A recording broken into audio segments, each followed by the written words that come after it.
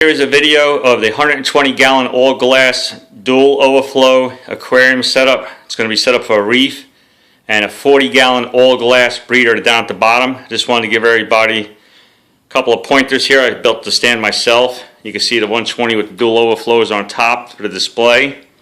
And more importantly, we're going to talk about the plumbing setup here to help everybody out. I spent hours and hours, over 20 hours designing this, asking questions from the pros online. Give you an idea of the plumbing setup here on a 120 gallon dual overflow tank, reef tank.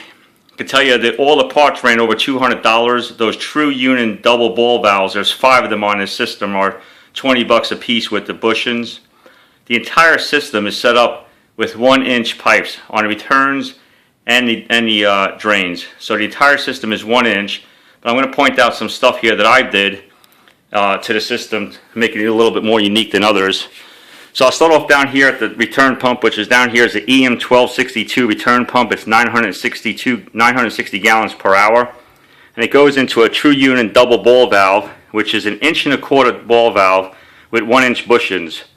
So there's no pressure drop when it goes through the ball valve as far as pushing pressure through the ball valve. So I up the ball valve to 1.25 inch, drop back down with 1-inch bushings.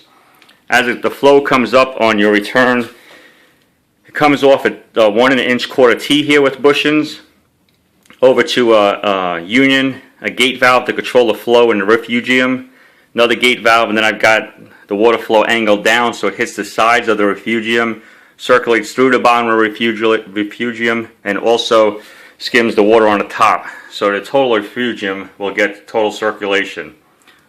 Up here is an 1.25 inch T with 1-inch bushings. You can see the bushings on the sides.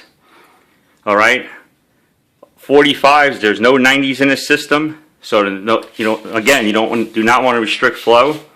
And you can see the return goes up into the true unit double ball valve. Those things are about 18 bucks a piece, about $20 with the bushings. Pretty pricey. And then on the other side, you can see my drain line, which comes down, runs through the back.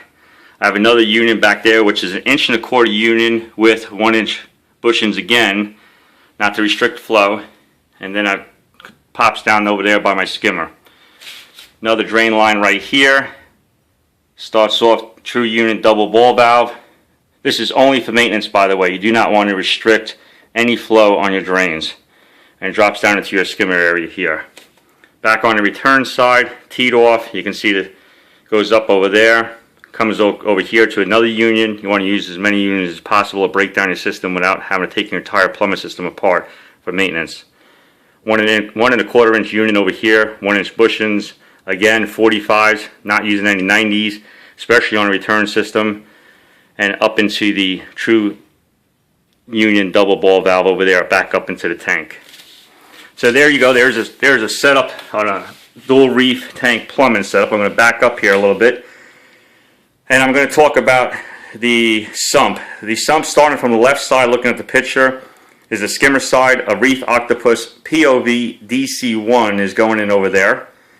And then you can see that I got 3 bubble traps. They're set at 10 inches high, 11.5 inches high for the middle, and 10 inches high on the other side. So the water on the skimmer will flow up over the first baffle, down below the second baffle, and back up over into the return section to eliminate any micro bubbles. On the Refugium side, you can see I used black acrylic, quarter inch. This is all made out of black acrylic, 1/4 inch. And I also notched out the top of the 1/4 inch so water trickles through back into the return side. This entire setup is set up to be able to handle the flow in case the pump were out of failure, so the sump does not overflow. And you can see the return area is quite big for that reason. But more importantly, the Refugium has a great size to it too on the right hand side. And around it, you're probably looking at the gray skirt going around the back and down the sides. I have to do the front yet, which is right here. That's a shower pan skirt, and what I'm going to do is staple up the front across. So if I have a major catastrophic plumbing failure anywhere in the system, or the tank breaks below, I don't have water all over the house, it'll fall into the shower pan, which can hold up to 60 gallons, so it's about half the water. And then again, the 40 gallon breeder will hold some water. So there's no reason why, for any reason, if I have a catastrophic failure anywhere, I should end up with water outside the stand. So there you go. There's a 40-gallon breeder, all deep blue, set up 120 display on top, dual overflows, and you get an idea of how the system's plumbed. If you have any questions, feel free to ask. I asked all the pros online. I asked lots of questions, spent over 20 hours designing the system, talking to people online, getting ideas before I can plumb it all. So hopefully this will help somebody with the same particular setup or close to it. Also work with a 90-gallon too.